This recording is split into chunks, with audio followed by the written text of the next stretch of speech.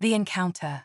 The late afternoon sun dipped low over the quiet suburban street, casting long shadows across the pavement. Officer Paul Reinhardt tightened his grip on the steering wheel of his squad car as he scanned the sparse traffic ahead. A veteran on the force, Reinhardt had developed a reputation, one that lived in whispers and unspoken glances among his peers. His history of targeting certain demographics under the guise of routine procedures was an open secret. Today, his attention was drawn to a sleek black sedan rolling to a smooth stop at the traffic light. Behind the wheel was Marcus Lewis, a clean-shaven black man in his early 40s, dressed in a sharp suit that clung to his frame with tailored precision. Something about the man's calm, composed demeanor triggered a familiar instinct in Reinhardt, a twinge of suspicion he long stopped questioning. With a flick of the switch, red and blue lights flashed across the fading daylight. The sedan pulled over promptly, the engine purring softly as Marcus lowered his window, his face calm and unreadable. "License and registration," Reinhardt barked, his tone clipped as he approached the car. His shadow loomed large over Marcus, who met his gaze with a measured politeness. "Of course, officer." Marcus moved with deliberate care, retrieving his documents from the glove compartment and wallet. "Is there a particular reason I've been pulled over?" Reinhardt ignored the question, scanning the documents with a faint sneer. "Your brake light looks dim. You're lucky I noticed. It could save you from an accident," he lied. Marcus tilted his head slightly. "I appreciate the concern, officer, though I did inspect my car this morning, and everything seemed in order."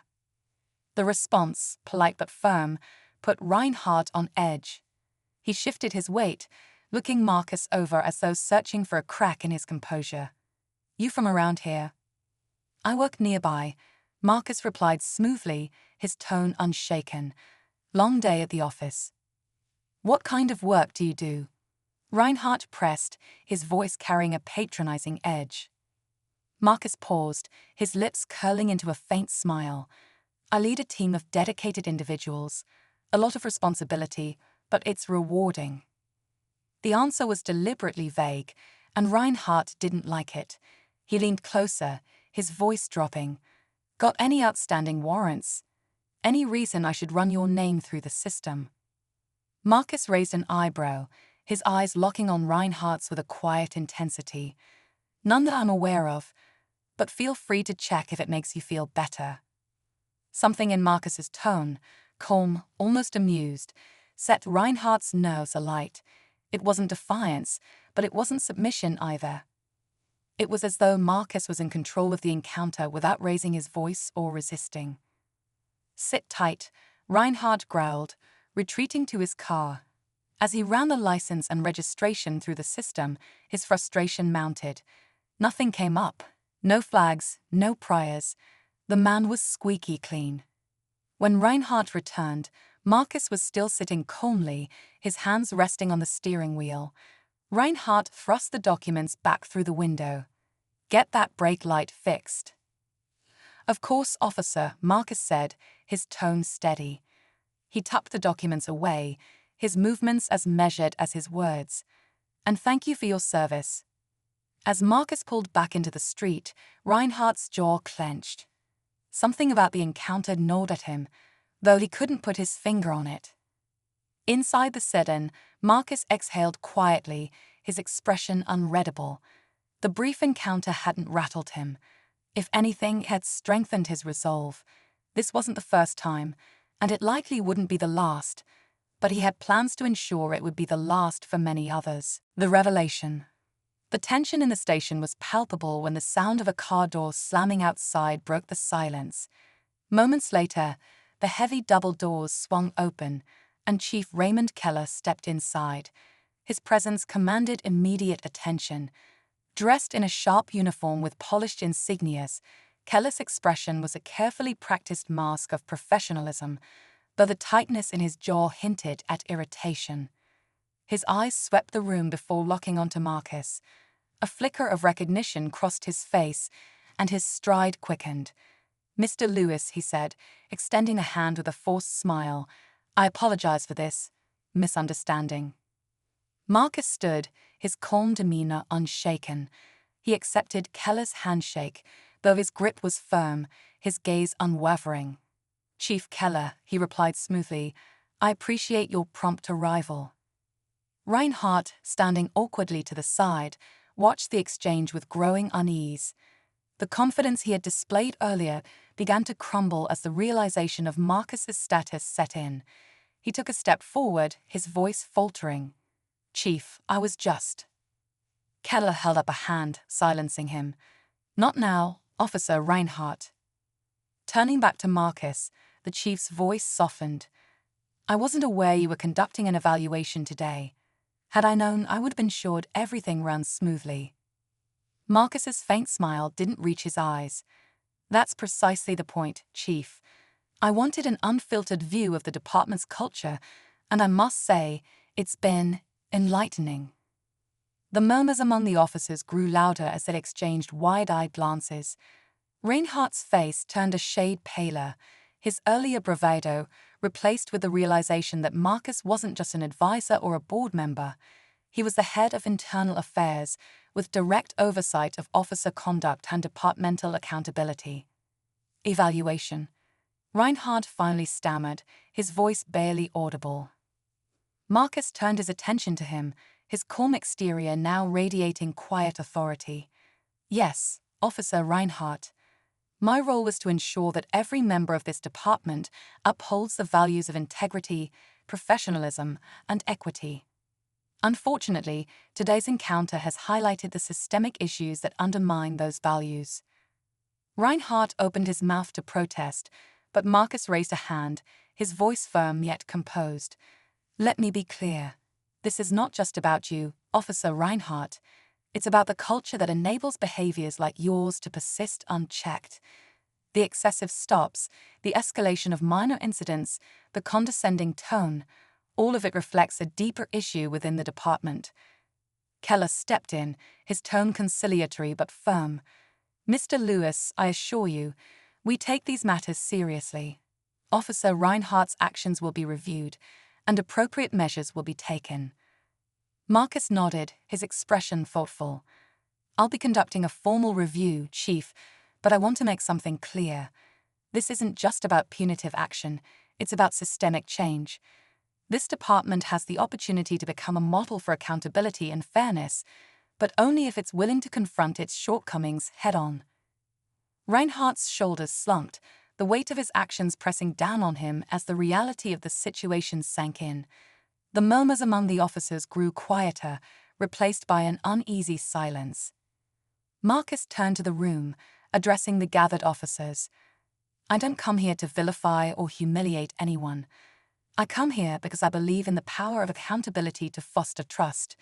If we don't hold ourselves to a higher standard, how can we expect the community to trust us?" The room was silent as Marcus's words sank in.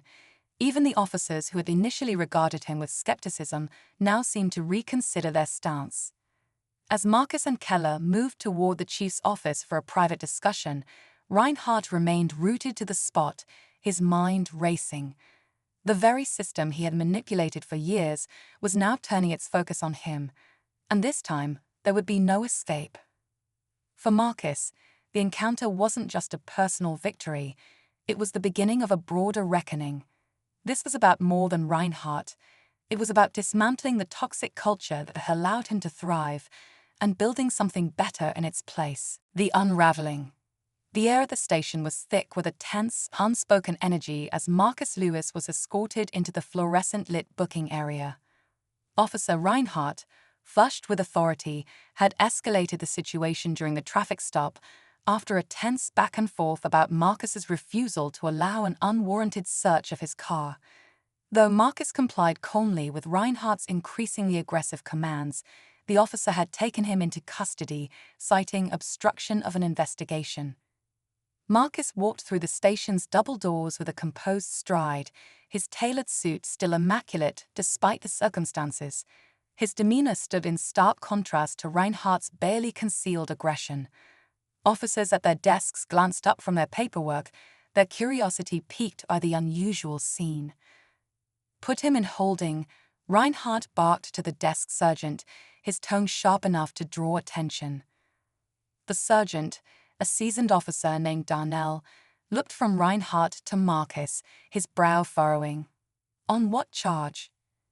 Obstruction and resisting orders, Reinhardt snapped. Marcus raised a single eyebrow, but said nothing, his hands resting loosely in front of him. Darnell hesitated, glancing at Marcus. There was something about the man's quiet confidence, his unflinching gaze, that unsettled him. "Let me see the report first," Darnell said, his voice neutral but firm. Reinhardt's jaw tightened. "Do we need to debate this every time, Sergeant?" "Just doing my job," Darnell replied coolly. He turned to Marcus. "Sir, do you have anything to say about this?" Marcus smiled faintly. "Not at the moment. I'll wait for the proper channels." The calm, almost dismissive response seemed to rattle Reinhardt further. He stormed off to his desk, leaving Marcus standing in the center of the station. Darnell gestured for another officer to escort Marcus to his seat while the paperwork was reviewed. Minutes stretched into an hour as Reinhardt's report was scrutinized. The station grew quieter, but the officers present couldn't help but exchange hushed whispers, their eyes occasionally flicking toward Marcus. He remained serene, his hands clasped loosely in his lap, as though this were just another day at the office. Then came the first crack in Reinhardt's narrative. The front desk phone rang, its sharp tone cutting through the muted buzz of conversation. The desk sergeant answered and immediately stiffened. He listened intently, his face shifting from curiosity to unease. When he hung up, he glanced at Marcus with a newfound caution. "What's going on, Sergeant?" Reinhardt demanded, striding over. "That was the mayor's office," Darnell said, his voice low. "They're asking why Marcus Lewis has been detained." Reinhardt frowned. "The mayor's office? What does that have to do with?" "Because Marcus Lewis," Darnell interrupted, his tone sharp, "is a senior advisor to the mayor. And not just any advisor, he's also a board member of the city's Civil Rights Commission." The room fell silent. Officers exchanged uneasy glances, the weight of the revelation settling over them like a heavy cloud. Reinhardt's face paled, but he quickly masked it with a scoff.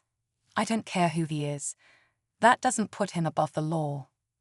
"No, it doesn't," Marcus interjected for the first time, his voice smooth and authoritative. He rose from his seat, his presence suddenly towering despite his average height. "But it does mean I'm very familiar with how the law is supposed to work. And right now, it seems like it hasn't been followed." The calm power in Marcus's words sent a ripple of discomfort through the room.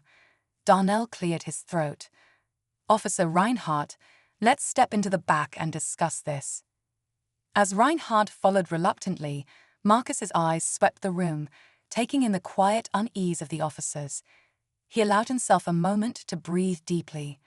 This wasn't about humiliation or retribution. It was about something bigger.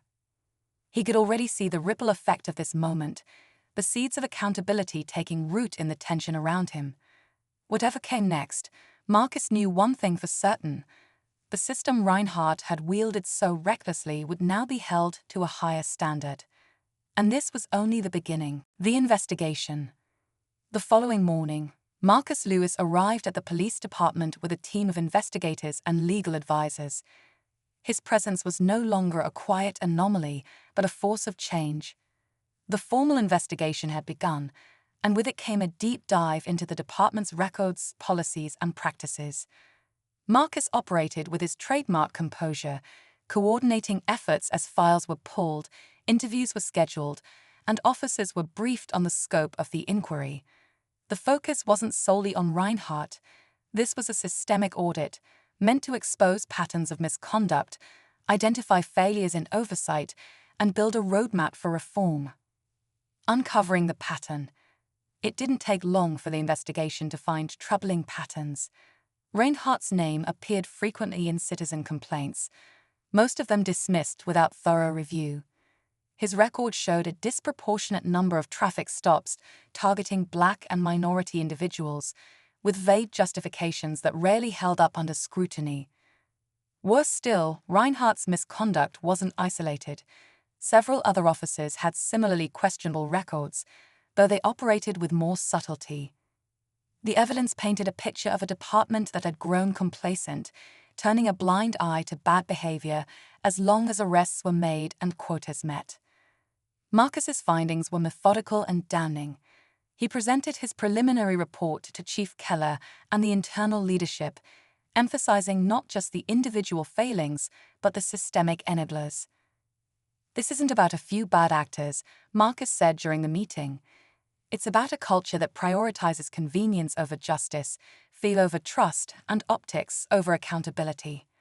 If this department wants to rebuild its relationship with the community, it starts with acknowledging the harm and taking real steps to repair it." Resistance and support. While some officers bristled at the scrutiny, others rallied behind Marcus's vision. Younger recruits, in particular, saw the investigation as an opportunity to build a better future for the department. Officer Darnell, who had already earned Marcus's respect during his initial encounter, became an outspoken advocate for reform. "This isn't an attack on us," he told his colleagues in a tense meeting.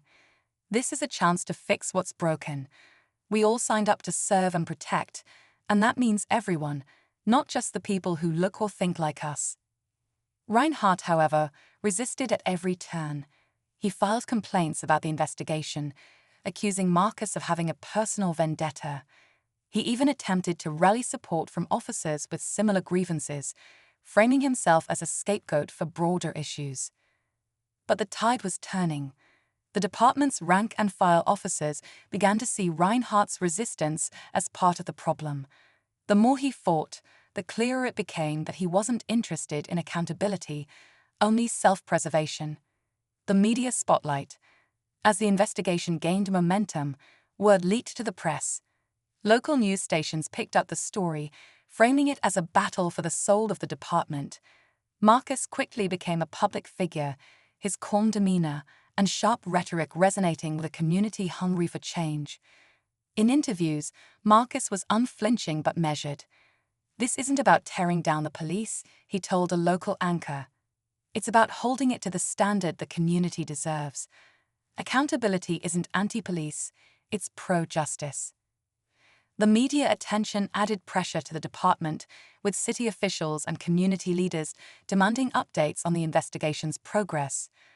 Protests and rallies in support of reform began to spring up, amplifying Marcus's message. A department transformed. Behind the scenes, Chief Keller worked closely with Marcus, balancing the need for internal stability with the demands for change. The chief's initial defensiveness began to fade as he saw the growing support for reform, both inside and outside the department. As the investigation neared its conclusion, Marcus presented a comprehensive set of recommendations. These included mandatory bias training, stronger oversight mechanisms, body camera policies with strict compliance standards, and the creation of a civilian review board to handle misconduct complaints. The report also called for disciplinary action against Reinhardt, whose pattern of abuse and refusal to cooperate had made him a liability to the department. A turning point. When Reinhardt was officially placed on administrative leave pending further action, the department's mood shifted. Officers who had quietly supported reform began to speak up, recognizing the moment as a turning point. For Marcus, the investigation wasn't just about punishing misconduct, it was about planting seeds of change. The department had a long way to go, but the momentum was undeniable. As he stepped out of the station one evening, Marcus was greeted by a small crowd of community members holding signs of support. One read, "Accountability is justice." Marcus smiled, nodding to the crowd. Change was never easy, but for the first time it felt truly possible. The reckoning. The day of Reinhardt's disciplinary hearing arrived, and the station buzzed with a mixture of tension and anticipation. Officers gathered in clusters, exchanging quiet whispers as Marcus Lewis and Chief Keller walked side by side into the conference room. Reinhardt, seated at the far end of the long table, looked defiant but wary, his bravado now tinged with desperation. The hearing was a meticulous process. Marcus presented the findings of the investigation with clarity and precision, laying out Reinhardt's repeated violations of department policies, racially biased behavior, and his attempts to resist accountability.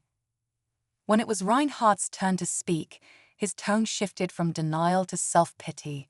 He blamed a broken system, claimed he was being unfairly targeted, and painted himself as a victim of political correctness.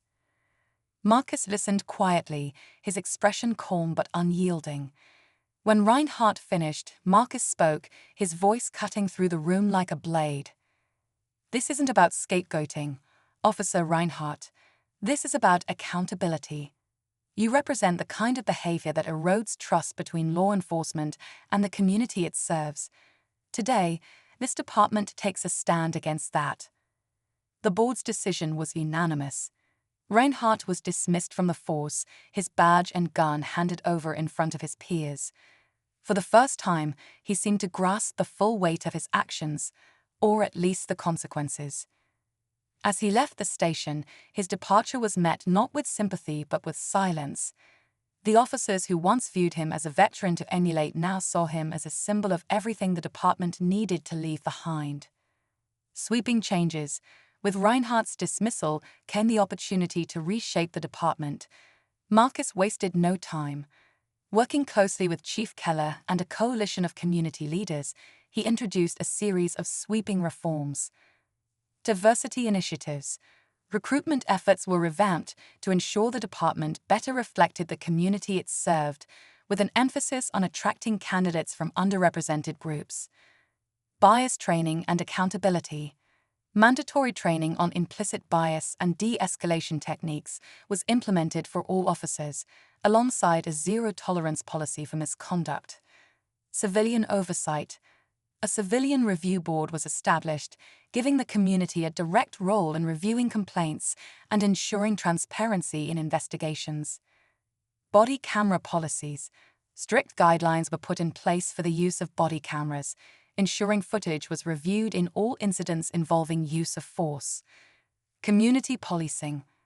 Officers were encouraged to engage with the community through outreach programs, fostering trust and mutual understanding. The changes weren't just procedural, they were cultural. Officers like Darnell stepped into leadership roles, becoming advocates for integrity and professionalism. The department began to transform from within, shedding the toxic habits that had once defined it. A community address. On a crisp autumn evening, Marcus stood at a podium in the town square, addressing a crowd of community members, activists, and law enforcement officers. The air was filled with hope and the faint murmur of anticipation. "Good evening," Marcus began, his voice steady but filled with conviction. "Tonight, we mark a turning point, not just for this department, but for this community. Accountability and justice are not abstract ideals. They are the foundation of trust, the bedrock of a society that values fairness over fear, integrity over intimidation." The crowd murmured in agreement, and Marcus paused, letting his words sink in. Some will say this was just one bad officer, one isolated case. But we know better. This was a symptom of a deeper issue, a culture that went unchecked for far too long. Today, we stand together to say, no more. No more to injustice, no more to inequity, no more to looking the other way. He looked out at the diverse faces in the crowd, his gaze firm yet compassionate. "We've taken the first steps toward change, but the journey doesn't end here. This is a partnership, a shared commitment between law enforcement and the community to uphold the values that bind us together. I believe we can create a future where every badge represents honor, where every officer is a protector, not a threat, and where every citizen feels seen, heard, and safe." The crowd erupted into applause, the energy electric. Officers in the audience stood alongside community members, united in their determination to move forward together. Marcus stepped back from the podium, a quiet smile on his face. The road ahead would be long, but for the first time in years, he felt something rare and precious: hope. As the applause continued to echo across the square, Marcus reflected on the journey so far. Justice wasn't a destination, it was a constant effort, a choice made every day. And today, that choice had been made. The reckoning was not an end, but a beginning. You said. P6. ChatGPT said. ChatGPT. Part 6, The Rebirth. Months passed, and the department began to feel the effects of the changes Marcus had spearheaded. The atmosphere at the station was different, less tense, more collaborative. Officers who once hesitated to speak out against misconduct now felt empowered to uphold the values they had sworn to protect. The community, once distrustful, was cautiously optimistic, their voices heard through the Civilian Oversight Board and regular town hall meetings facilitated by Marcus and Chief Keller. But Marcus knew true change wasn't about declarations or policies, it was about consistency, transparency, and accountability. The seeds of reform had been planted, but nurturing them required ongoing vigilance. A new approach to policing. One of Marcus's key initiatives, the Community Engagement Program, had taken root. Officers were assigned to specific neighborhoods, not just to patrol, but to build relationships. They attended local events, visited schools, and participated in workshops where residents could voice their concerns and share their experiences. Officer Darnell, now promoted to sergeant, became the face of this program. He often visited a local community center, playing basketball with teens and mentoring at-risk youth. His presence helped shift perceptions of the police, showing the community that the badge could represent empathy and protection rather than fear. One evening, during a youth outreach event, a young boy approached Darnell hesitantly. "Are you like that mean cop they showed on the news?" he asked, his voice small but direct. Darnell knelt down, meeting the boy's gaze. "No," he said gently. "But I'm here to make sure no one in this department ever is again." Reinhardt's fallout. While the department moved forward, Reinhardt faced the consequences of his actions. His dismissal made headlines, and the investigation revealed a pattern of misconduct that extended beyond his time in the current precinct. Lawsuits from individuals he had wronged began to surface, and he became a symbol of what could happen when accountability was ignored for too long. Marcus didn't celebrate Reinhardt's downfall. Instead, he saw it as a reminder of the work that still needed to be done.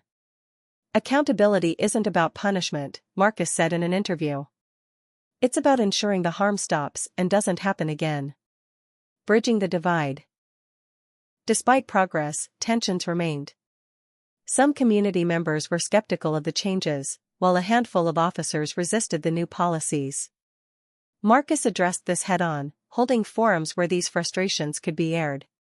He encouraged honest, sometimes uncomfortable conversations, knowing that progress required confronting hard truths. At one such forum, a young activist stood up, her voice trembling with both anger and hope. "How do we trust you after everything that's happened?" she asked, her words directed at the officers present. Marcus stepped forward, his tone empathetic but resolute. "Trust isn't given, it's earned. And it's earned by actions, not words. We're not asking you to trust blindly.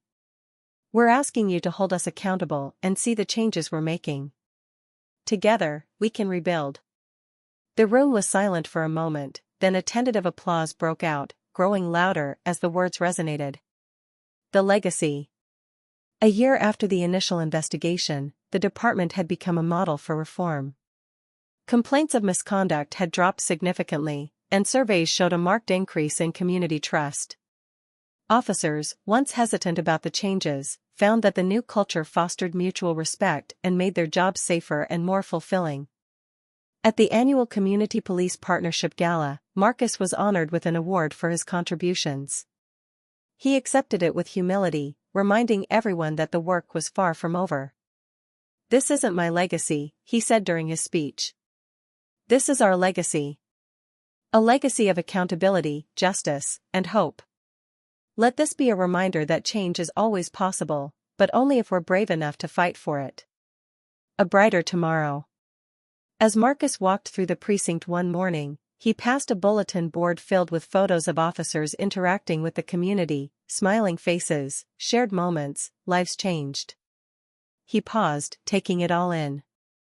For the first time in years, the precinct wasn't just a building, it was a beacon.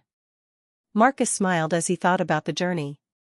The road had been long and arduous, but it had led to something worth fighting for. And as long as there was work to be done, he would be there to do it. Because justice, after all, wasn't a destination, it was a way of life.